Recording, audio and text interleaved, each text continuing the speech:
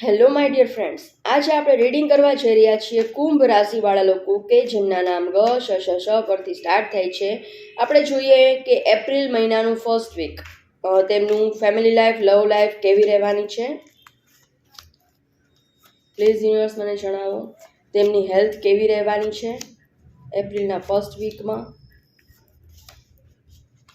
Financial life તેમની કેવી રહેવાની છે.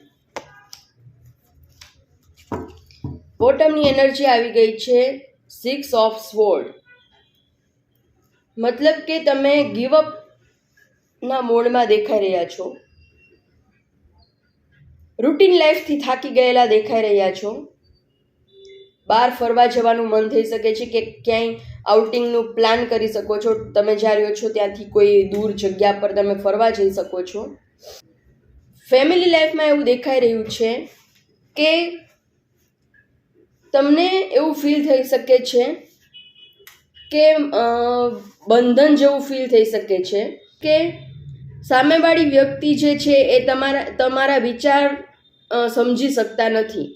તમારા પાર્ટનર પણ નથી સમજી શકતા. તમારા રિલેટિવ, ફેમિલી, ફ્રેન્ડ સર્કલ જે કાંઈ પણ છે એ તમને સમજી શકતા નથી.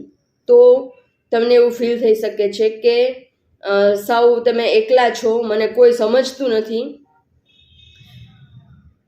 કોઈ ભ્રમમાં છો તમે અને ખૂબ જ બર્ડન લેતા દેખાઈ રહ્યા છો. આ બંધનને કારણે તમને કોઈ સમજી નથી શકતું, એના કારણે તમે ચિંતા કરતા દેખાઈ રહ્યા છો, બર્ડનમાં દેખાઈ રહ્યા છો કે હું લોકો માટે કેટલું બધું કરું છું પણ આ લોકોને મારી કદર નથી, કોઈ મને રેકગ્નાઇઝેશન નથી આપતું, કોઈ મારા કામને એપ્રિસિએટ નથી કરતું. તમે એવું વિચારો છો કે મેં મારા ફેમિલીને બધું જ સાથે સુખ આપ્યા છે પણ એ લોકો મને સમજતા નથી અને મને રિસ્પેક્ટ આપતા નથી. એ ટાઈપનું એપ્રિલ મંથના ફર્સ્ટ વીકમાં તમને એવું ફીલ થઈ શકે છે. તમે વારે વારે હર્ટ થઈ શકો છો સામેવાળી વ્યક્તિની વાતોથી.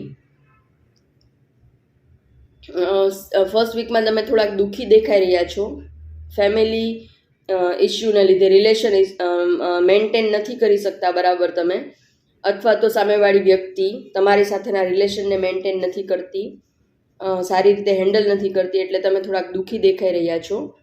એટલે પણ આ ગીવઅપનું કાર્ડ આવી શકે કે તમને બધું છોડીને ક્યાંક જતું રહેવાનું મન થઈ શકે છે કે ભાઈ હું ક્યાંક જતો રહું કે જતી રહું.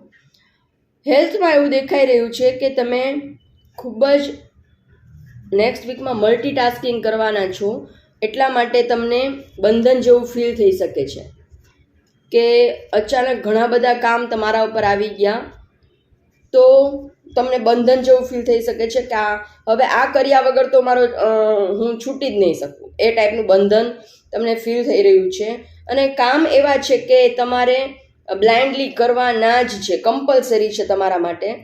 તો એટલા માટે તમને હેલ્થ ઇસ્યુ, મેજર કોઈ ફિઝિકલ પ્રોબ્લેમ મને નથી દેખાતો પણ તમે મેન્ટલી ખૂબ જ થાક અનુભવી શકો છો હેલ્થમાં. હેલ્થ ઓવરઓલ તમારી ફિઝિકલ હેલ્થ ખૂબ જ સારી છે, ખાલી તમને મેન્ટલ થાક લાગી શકે છે. અચાનક ઘણી બધી વસ્તુ તમે એકસાથે કરો છો એટલે તમે મેન્ટલી એક્ઝોસ્ટ થઈ શકો છો, એવું મને દેખાઈ રહ્યું છે એપ્રિલના ફર્સ્ટ વીકમાં. ફાઇનાન્શિયલ લાઈફ તમારી ખૂબ જ સારી છે. માતાજીના તમારા ઉપર ખૂબ જ આશીર્વાદ છે. તમે જે વિચાર્યું હતું એ બધું તમને ભગવાને આપ્યું છે અને તમે એને ખૂબ જ સરસ રીતે એન્જોય પણ કરી રહ્યા છો. પણ એક વસ્તુ એવી દેખાઈ રહી છે કે છે ઘણું બધું તમારી પાસે પણ તમે એને તમારા પોતાના ઉપર કે તમારા બાળકો ઉપર સ્પેન્ડ કરતા નથી, વાપરતા નથી. તો તમારો નેચર એ ટાઈપનો છે કે હું બધું બચાવીને રાખું મારી પાસે.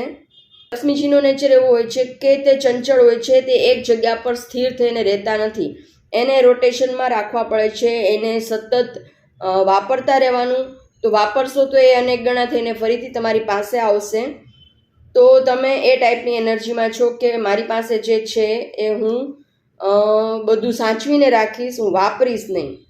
તો એ ટાઈપનું તમારી નેક્સ્ટ વીકમાં એપ્રિલમાં દેખાઈ રહી છે. તો થોડાક રૂપિયા વાપરો અને બહાર ફરી આવો. આ જનરલ કલેક્ટિવ રીડિંગ છે, બધા સાથે રેઝોનેટ નહીં થાય. જેમને પર્સનલ રીડિંગ બુક કરાવવું હોય તે સ્ક્રીન પર આપેલા મોબાઈલ નંબર પર મને મેસેજ કરે. Thank you so much.